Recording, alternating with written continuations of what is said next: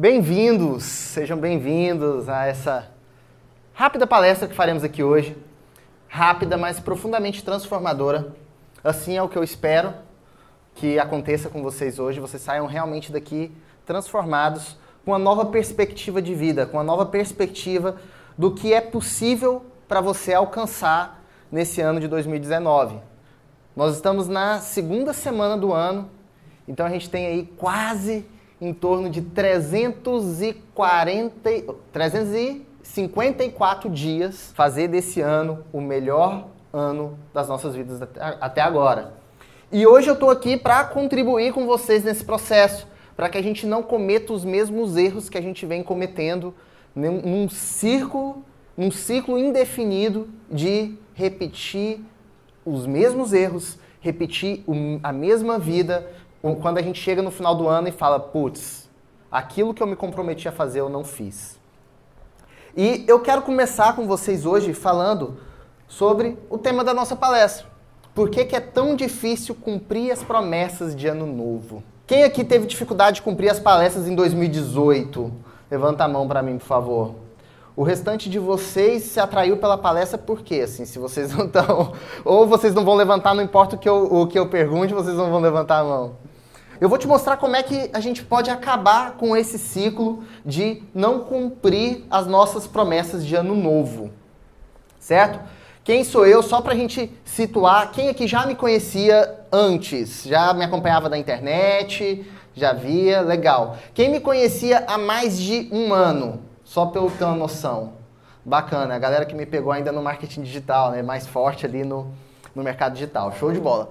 Eu sou publicitário, especialista em marketing digital, atuo no mercado digital desde 2012 e de uns anos para cá eu venho atuando também com desenvolvimento pessoal, ajudando as pessoas a desbloquearem para alcançarem um estilo de vida freesider, que é o que a gente chama. Vocês viram o pessoal gritando, eu sou freesider, você vê a gente sempre passando ali os vídeos falando dos freesider. Deixa eu já de cara explicar para você o que é freesider. Eu sou criador do movimento freesider. O movimento freesider é um movimento de liberdade, é um movimento para você ter liberdade de tempo, mobilidade e liberdade financeira. A gente acredita que é possível quebrar o padrão corporativo das 8 às 6 e viver um estilo de vida onde você escolhe a hora que você quer trabalhar, você escolhe de onde você quer trabalhar e você escolhe o quanto você quer ganhar. E desde 2015... eu venho desenvolvendo as pessoas nesse estilo de vida, nessa forma de pensar diferenciada. Hoje, eu vivo dessa forma, tenho vários alunos que vivem dessa forma, e é isso que eu desejo para vocês, e é assim que a gente tem trabalhado para crescer esse movimento.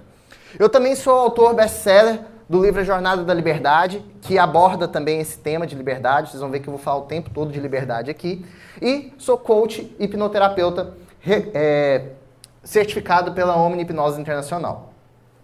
Bom, eu quero começar essa palestra perguntando para vocês, e eu vou precisar da ajuda de vocês aqui nesse momento.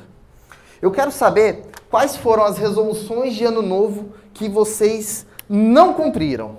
O que vocês queriam para o ano novo e não cumpriram? Me ajuda aí. Estudar mais, legal. Reserva financeira. Reserva financeira, bacana. Quem mais? Mudar de emprego. Você trabalha com o quê? Eu trabalho com RH. RH. E queria ir para qual?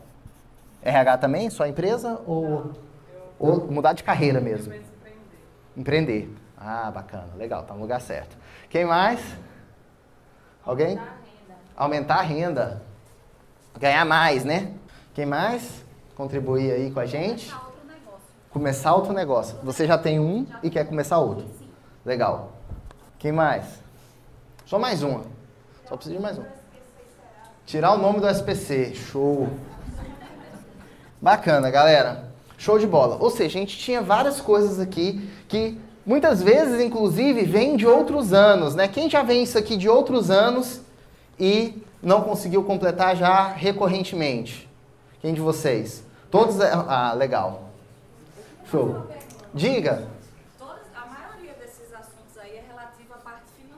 Sim. Eu poderia dizer um mais pessoal? Claro. Tipo, emagrecer 25 quilos. Show de bola. Vamos lá, vou pôr aqui. Emagrecer 25 quilos. Show! Massa. Também é uma meta. Então, tá ótimo. Bom, galera, o que acontece? Vocês sabem o que querem. Concorda comigo? Todos vocês sabem o que vocês querem. E vocês sabem por que vocês não conseguiram? O que impediu? O que impediu? O pessoal que falou aqui, se alguém quiser contribuir também. Você sabe que você quer estudar mais. O que precisa fazer para estudar mais? Estudar mais. Você sabe que você quer aumentar a sua reserva financeira. O que você precisa fazer? Poupar mais. Mudar de emprego. É só tomar a decisão de mudar de emprego. Ganhar mais. Buscar novas fontes de renda ou trabalhar mais. Ganhar mais e mudar de emprego também inclui se qualificar, né? Procurar se qualificar mais. Pode ser ou não, depende do quão qualificado você tá. Eu conheço muita gente. É até o caso do Joab, que apareceu aqui. Joab não, Jacob, que apareceu aqui. Que ele fala, ele era muito bem qualificado, só que na hora de fazer outra coisa ele travava. Então não necessariamente qualificar é o ponto que precisa ser feito aqui. Começar outro business, começar outro negócio, né? Legal. Já tá sinérgica já. Emagrecer 25 quilos. O que você precisa para emagrecer 25 quilos? Legal. E por que a gente não consegue, será? Eu vou falar sobre isso aqui hoje. E tirar o nome do SBC. Ou seja, vocês já sabem, tirar o nome do SBC é só o quê? Economizar e pagar as dívidas. Ou seja, a gente sabe o que precisa fazer. A gente sabe o que a gente tem que fazer para alcançar os nossos objetivos. Para ter a vida que a gente gostaria. Não sabe? E por que a pessoa faz? É isso aí que pega para mim. É esse ponto que martelou na minha cabeça durante muito tempo. Por que a gente não faz o que a gente sabe que precisa fazer? O que impede a gente nesse momento?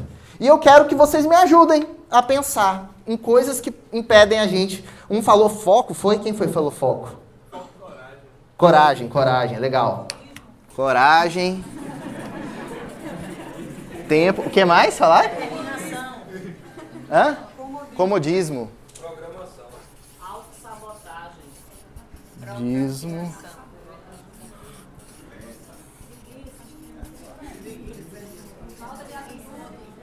Preguiça. Crenças. Legal. Beleza, acho que já não cabe mais aqui no meu papel, mas concordo com todos vocês. Galera, é o seguinte. Tudo isso aqui está relacionado a uma única coisa.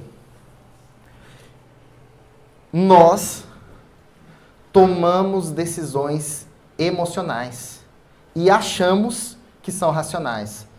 As nossas decisões são tomadas pelas nossas emoções. Consequentemente, o seu racional, ele justifica a decisão que você tomou. Você tomou a decisão de não fazer, e aí você justifica que você não tem tempo. Você justifica que falta coragem. Você justifica que dá preguiça. Você procrastina. São as crenças limitantes. Pode falar. No meu caso, assim, eu gostaria de fechar novos contratos com outras empresas. Só que daí eu tomei a iniciativa de ir atrás de todas que eu coloquei na lista que eu queria fechar. Fui atrás várias vezes, mas todos estão com as portas fechadas. E aí você vai fechar contrato como? Depende de mim? Sim. Depende de você. Eu fui várias vezes, bati na porta, não, a gente tá fechando. Depende de você encontrar outra saída. Pensar em outra forma de você atrair o cliente ou de você gerar valor para esse cliente. A gente vai falar um pouquinho mais sobre isso também. Mas legal. Ou seja, a gente tem aqui uma série de coisas que vai acontecer. Tem um princípio máximo que a gente precisa seguir, que é o seguinte. É uma das primeiras regras de quem quer ter realmente sucesso, empreender e ter resultados. Que é a regra do você é o único responsável pelos seus resultados. Beleza? Gravem isso. Quando você entender isso, e não necessariamente, não é porque que não vai acontecer problemas, outras pessoas vão fechar a porta na sua cara, mas enquanto você terceirizar a responsabilidade, você fala assim, olha, eu tentei, eu fiz o máximo, mas não teve como. O que você manda, a mensagem que você manda para o seu cérebro é, Eu já fiz tudo que eu podia e não tive resultado. E o seu cérebro para de buscar alternativas. E o que faz a gente manter nesse estágio? Quais são as coisas que fazem a gente não conseguir ter os resultados que a gente gostaria? Quem falou crenças limitantes?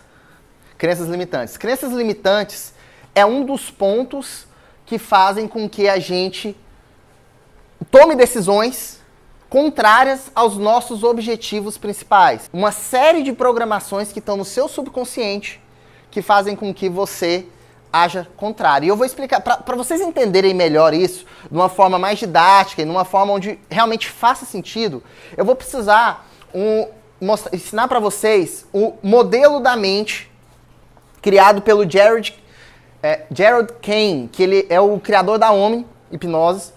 E ele criou um modelo para a gente entender melhor como que a nossa mente funciona e para a gente entender como é que a gente faz para tomar as melhores decisões na nossa vida.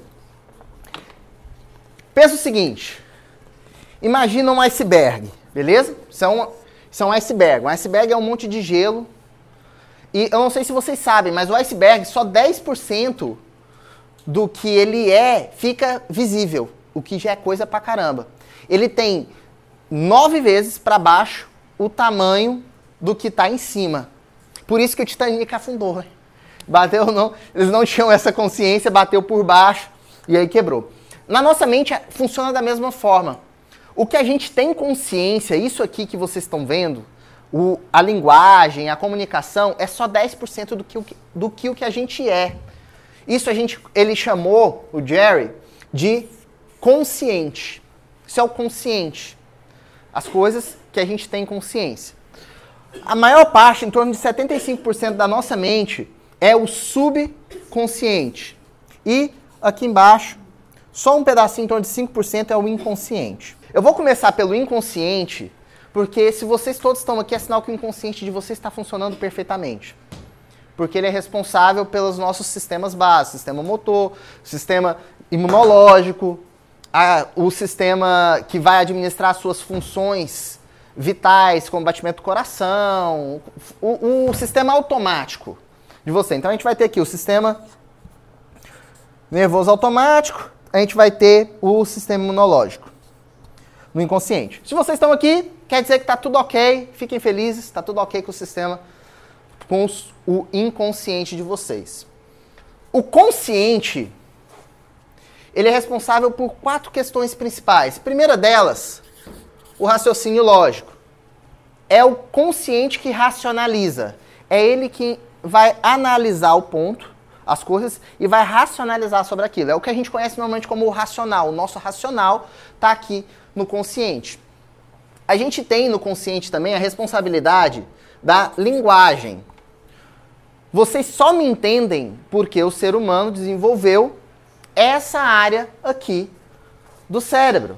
Os homens, os seres humanos, são seres com o consciente mais evoluído. Por isso a gente consegue transmitir conhecimento, a gente consegue conversar e se entender e passar por gerações aquilo que a gente aprendeu, de forma que a gente não precise passar por todas as experiências de novo, quebrar a cara tudo de novo para poder evoluir. Certo? O consciente também, ele é responsável pela sua força de vontade. Ele é responsável pela força de vontade. Eu já vou explicar para vocês mais sobre a força de vontade, mas todos vocês conhecem. Eu só vou dar alguns detalhes sobre a força de vontade, mais propriamente dita aqui. E o nosso consciente, ele é analítico. Ele raciocina no sentido de encontrar as justificativas e ele é analítico. Ele vai analisar o ambiente para ver as possibilidades que ele tem de coisas para fazer. Beleza? E aqui a gente tem também a memória de curto prazo. Que é o quê? Acabou de conhecer uma pessoa, ela te fala o nome dela, fica na sua memória de curto prazo, é por isso que a gente esquece. Se o seu cérebro não entende que aquela informação é muito importante, ele vai descartar essa informação, ele vai limpar essa informação da memória de curto prazo sem jogar para a sua memória de longo prazo. Beleza? Fez sentido até agora? Vamos para o nosso subconsciente. Esse caboquinho aqui é o responsável por quem você realmente é. Ele é a sua expressão. E você foi construído dessa forma desde quando você estava na barriguinha lá da sua mãe.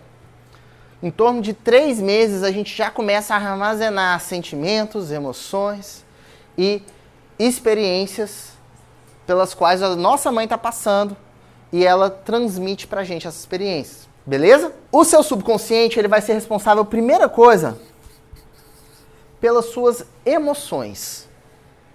Então, tanto emoções positivas quanto emoções negativas.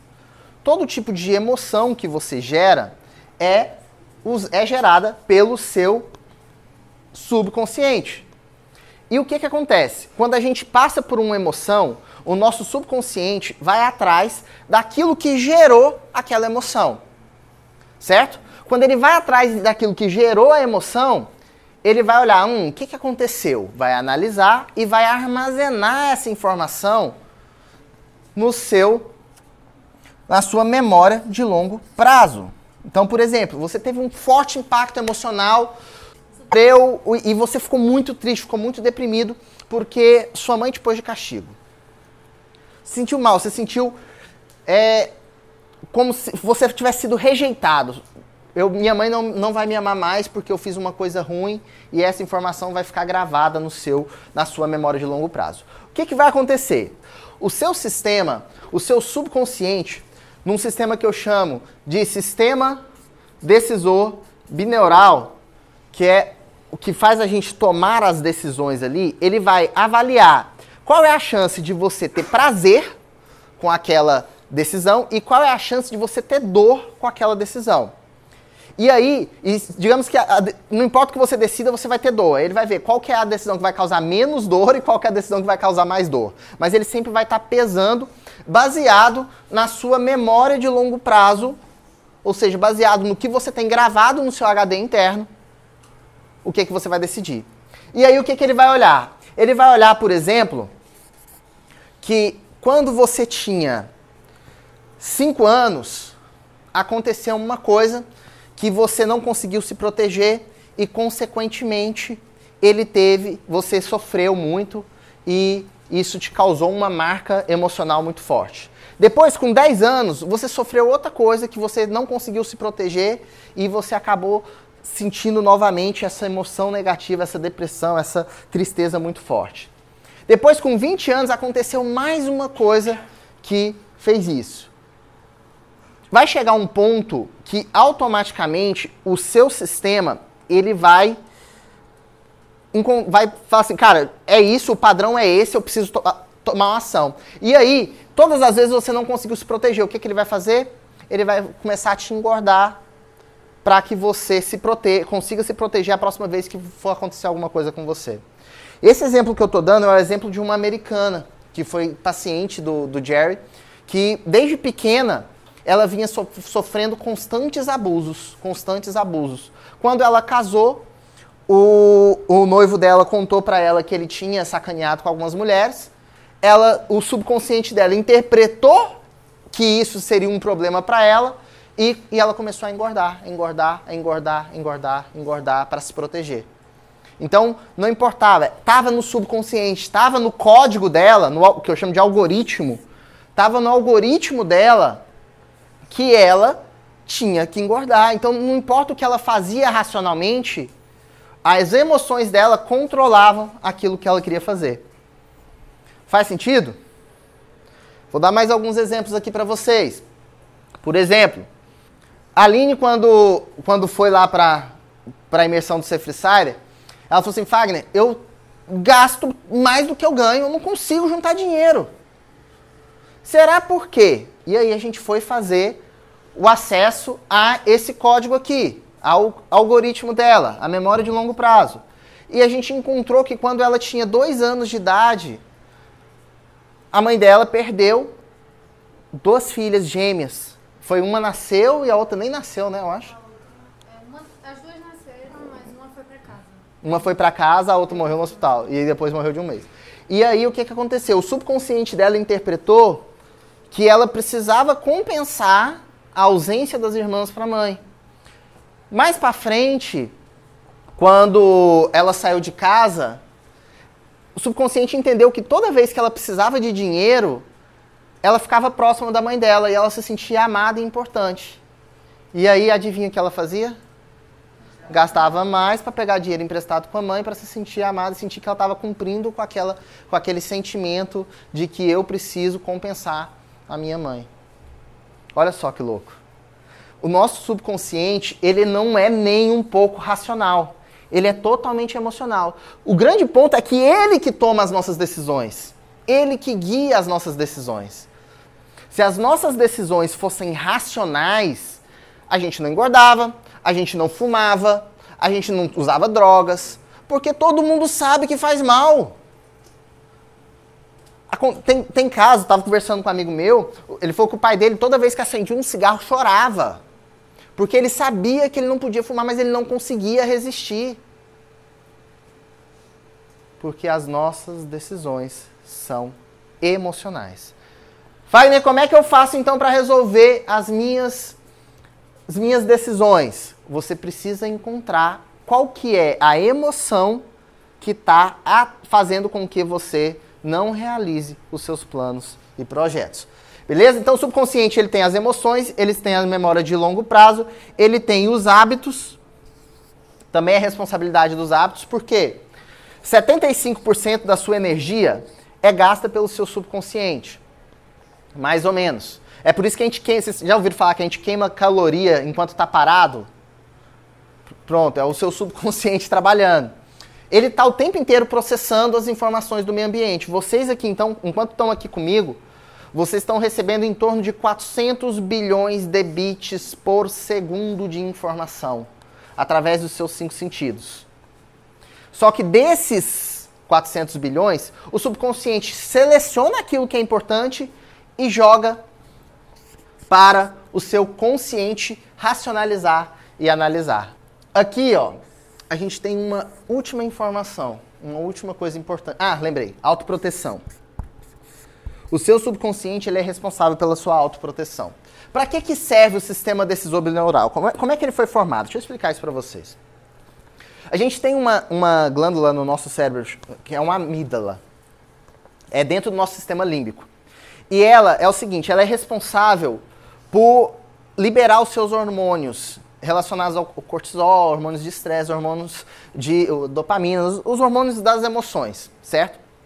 Quando você vai tomar uma decisão, o seu cérebro vai analisar isso aqui e vai jogar essa informação através dessa amígdala.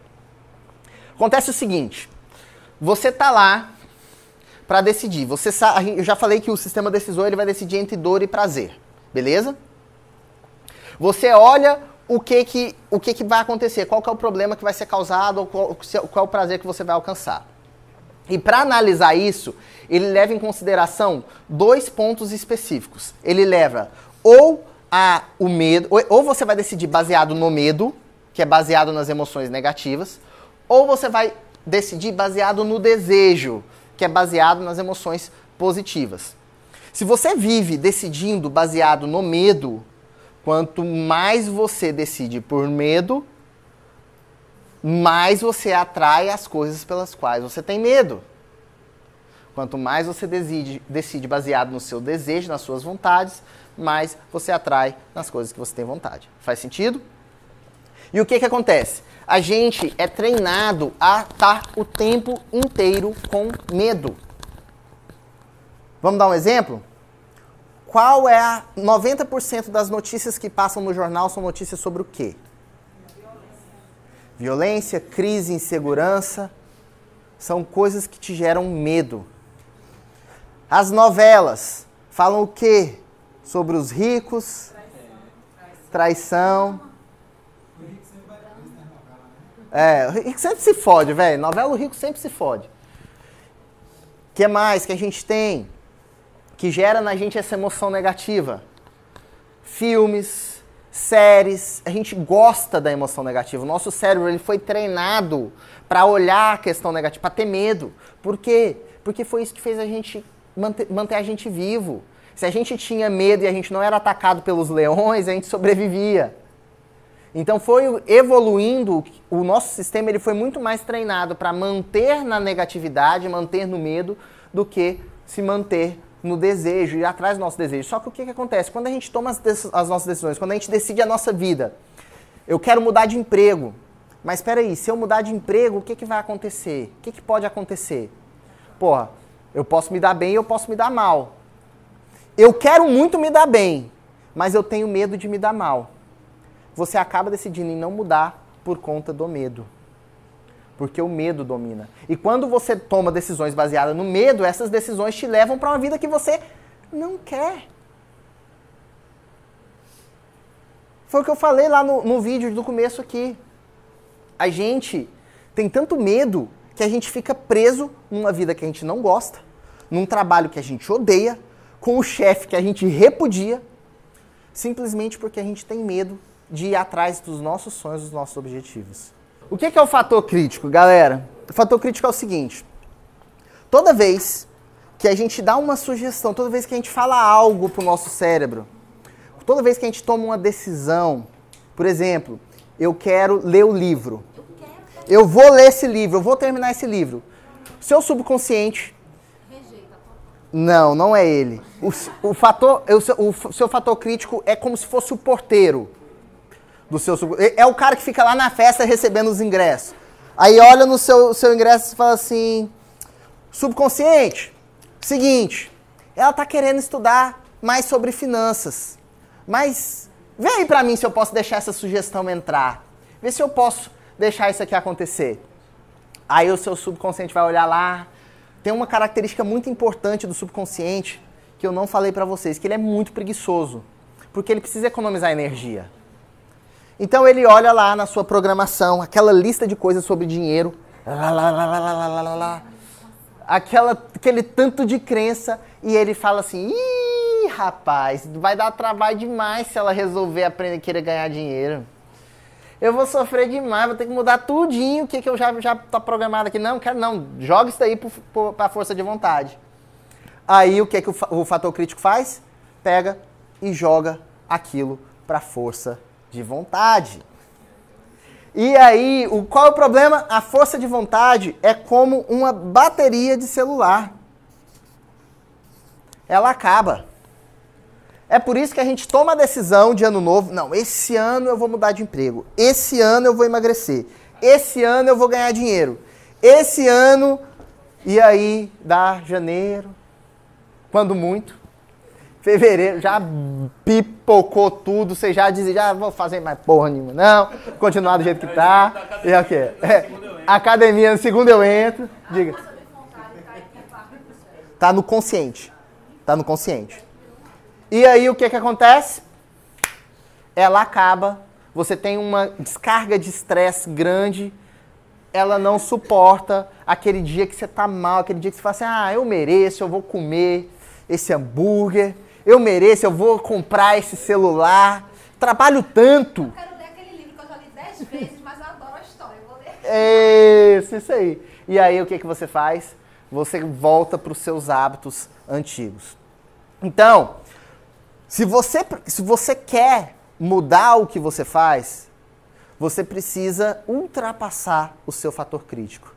E a forma que a gente usa para ultrapassar o seu fator crítico é uma técnica que eu chamo de controle neuroemocional, que é uma técnica que eu juntei alguns fundamentos da hipnose com coaching PNL, e às vezes, muito raramente, a gente ainda usa uma técnica chamada de EFT. Mas normalmente é uma mistura de PNL com hipnose e coaching. A gente faz processo de visualização e algumas coisas nessa linha. Por quê?